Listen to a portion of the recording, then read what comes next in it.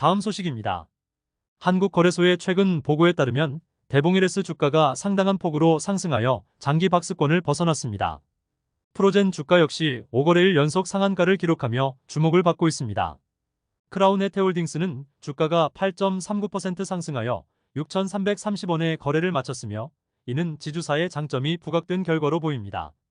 한편 대성미생물, 진원생명과학, 종근당 등 백신, 진단시약, 방역 관련주들도 강세를 보이며 각각의 주가가 급등했습니다. 마지막으로 알테오젠의 주가는 피아주사 제형 환자 선호도 조사 임상시험 시작 소식에 힘입어 초강세를 나타냈습니다. 이러한 각 회사들의 주가 움직임은 시장의 다양한 요인과 기업별 독특한 호재들에 의해 촉발되었습니다. 다음 소식입니다. 한화 계열사들의 주가 수익률에 있어서 상이한 성과가 관찰되며 특히 한화생명과 한화손해보험의 경우 배당 성향과 주가 변동에 대한 다양한 전망이 제시되고 있습니다.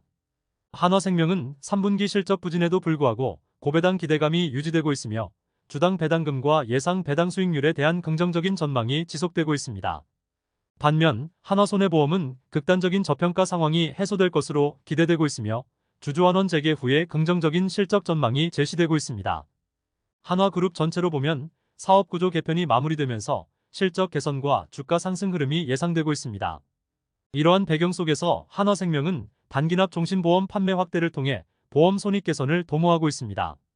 다음 소식입니다. 증권가에서는 12월 코스피 지수의 예상 변동폭을 다양하게 제시하며 산타랠리에 대한 기대가 섣부르다는 분석을 내놓고 있습니다. 키움증권의 황현순 대표가 주가 조작 연루 의혹과 영풍재지 사태와 관련한 리스크 관리 능력 문제로 사임을 결정했습니다.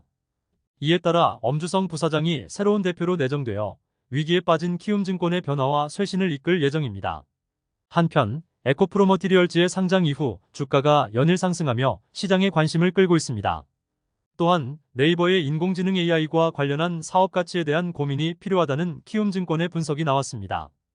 이 모든 상황들은 국내 증시의 향방과 기업들의 전략에 중대한 영향을 미치고 있습니다. 다음 소식입니다. 백산의 주가 상승은 기관의 지속적인 대량 매수와 향후 실적 개선에 대한 기대감으로 인해 발생한 것으로 보입니다. 한편 섬유의류 상장기업 중 브랜드 평판 순위에서 한섬이 1위를 차지하며 이 분야의 경쟁이 치열함을 보여줍니다. 휠라홀딩스는 브랜드력 저하에 따른 추가적인 실적 감소 우려가 있으며 브랜드 경쟁력 강화와 의미 있는 실적 가시성이 확보되기 전까지 주가 모멘텀은 제한적일 것으로 분석됩니다. 태평양물산의 주가는 외국인과 기관의 장기간 매물 소화 후 급등하는 추세를 보이고 있습니다. 마지막으로 화승엔터프라이즈의 주가는 내년 실적 회복 가능성에 힘입어 다시 상승세를 보이고 있습니다. 이러한 다양한 요소들은 섬유 및 의류 산업의 주가 동향에 중대한 영향을 미치고 있습니다. 다음 소식입니다. 페노션의 주가는 최근 들썩이고 있으며 28일에는 전거래일 대비 3.99% 상승한 4,430원에 거래되었습니다. 이러한 상승세는 향후 수익성 개선에 대한 기대감이 반영된 것으로 보입니다. 한편 같은 기간 동안 페노션의 공매도 거래량은 연건에서 8,170건으로 급증했습니다. 이와 별개로 HMM 인수에 관한 뉴스가 시장에서 주목을 받으며 관련 기업들의 주가에도 영향을 주고 있습니다. 특히 페노션은 인수 경쟁에 참여한 동원산업과 함께 주가 하락세를 보였습니다. 또한 MSCI 한국 지수에서 페노션 등이 편출되면서 관련 주식들의 시장 반응도 주목할 만합니다.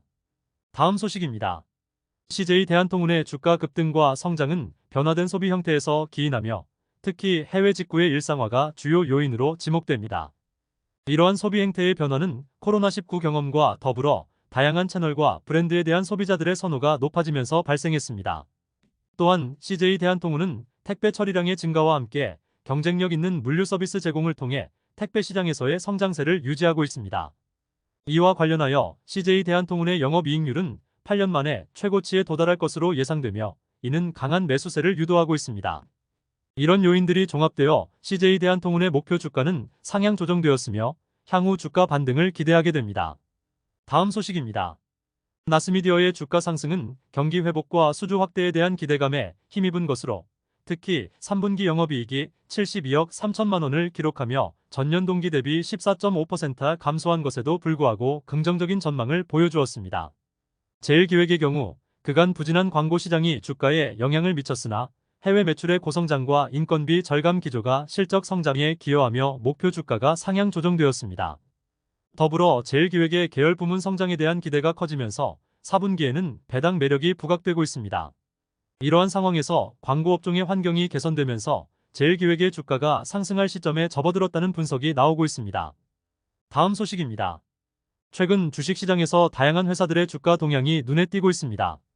크라운에테홀딩스는 전 거래일 대비 8.39% 상승하여 6,330원에 거래를 마쳤으며 이는 장기 박스권에서 벗어난 것으로 해석됩니다. 한편 심텍홀딩스 주가는 27일 13.07% 상승하여 3,115원에 거래되었으며 이는 지주사의 장점이 부각되면서 발생한 것으로 분석됩니다. 국제약품의 경우 신약 레바이%의 안구건조증 개선 효능이 입증되면서 전 거래일 대비 29.09% 상승한 6,080원에 거래를 마감했습니다. 아모레퍼시픽은 코스알엑스의 잔여 지분 매수 청구권 행사 전부터 시장에서 완전 자회사로 편입될 가능성이 높게 점쳐졌습니다. 마지막으로 바이오는 희귀질환 간질성 방광염 세포치료제 개발로 인해 0.08% 상승한 1,220원에 거래를 마쳤습니다. 다음 소식입니다. JB금융의 연체율이 지방금융지주 중 유일하게 1%를 넘어서며 건전성 관리에 대한 우려가 커지고 있습니다. 이와 별도로 하나증권은 해외 부동산 충당금 적립으로 인한 올해 적자와 내년 초 만기가 돌아오는 주가연계 증권 ELS 규모를 고려하여 자본 여력 확보를 위한 지원을 받고 있습니다. 한편 크라운에테홀딩스와 심텍홀딩스의 주가가 크게 상승하고 있으며 이는 장기 박스권에서 벗어난 것으로 풀이됩니다. 또한 4대 금융지주 주가는 상승세를 보이고 있지만 횡재세 도입과 같은 정치적 요인으로 인한 은행주 밸류에이션 및 주가 상승률에 영향을 받고 있습니다. 이러한 경제적 상황은 향후 금융시장에 중요한 영향을 미칠 것으로 예상됩니다. 다음 소식입니다. 신시웨이, 트루엔, 엠젠솔루션, 에코프로 등의 주가가 최근 크게 오르고 있는 추세입니다. 이들 기업은 각각의 업종에서 중요한 변화나 성과를 보이고 있으며 이는 투자자들의 매수세를 끌어들이고 있습니다. 특히 보안주와 관련된 기업들인 트루엔, S1, 슈프리마, 지니언스 등은 금융기관을 중심으로 보안의 중요성이 부각되면서 강세를 보이고 있습니다. 또한 엠젠솔루션은 복합 탈세포화 기술 개발의 성과로 주목받고 있으며 에코프로는 시장에서의 중요한 리포트에 따라 주가에 영향을 받고 있습니다. 이러한 주가 상승은 대체로 기업의 기술적 성과나 시장 내에서의 전략적 위치 변화 등으로 인한 것으로 해석됩니다. 다음 소식입니다. 핵융합과 원자력 관련 주식들이 시장에서 주목을 받고 있으며 이 중 일부는 외국인 투자자들에 의해 매수로 전환되고 있습니다. 반면 효성중공업과 같은 일부 회사들은 풍력에너지 시장의 성장에 힘입어 주가가 상승세를 보이고 있습니다. 보성파워텍과 같은 전력기자재 전문업체들도 전력망 사업의 확장으로 인해 주가 상승을 경험하고 있습니다. 그러나 한전기술과 같은 일부 회사들은 중장기적인 원전 확대의 수혜를 기대하고 있음에도 불구하고 최근에는 주가 하락을 겪고 있습니다. 이러한 다양한 움직임은 에너지 시장의 빠른 변화와 글로벌 경제 상황에 따른 것으로 보입니다. 다양한 뉴스를 듣다 보면 투자의 지식이 쌓일 것입니다. 구독과 좋아요를 지금 눌러주세요. 감사합니다.